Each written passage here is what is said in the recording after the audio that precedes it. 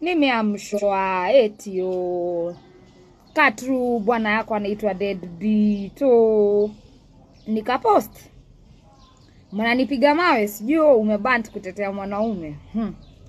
Wachani niwaambie nitatetea Peter mpaka mnaona ile siku mtaona RIP Katru, hapo ndio itaishia. Ishini kuniambia nimebant. I know the reason why I do that. Sawa? One thing, kuna kitu inaitwa showbiz.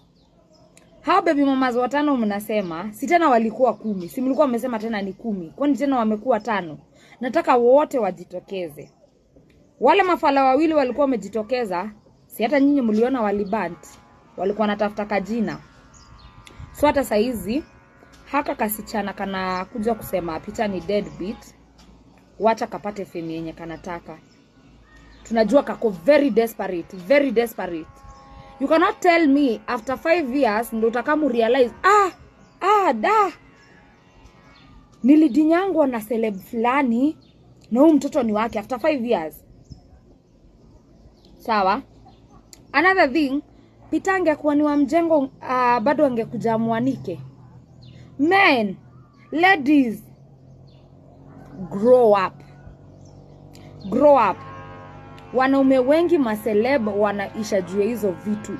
You go fuck a bitch, one night stand, unakuja unapiniwa mimba ni yako.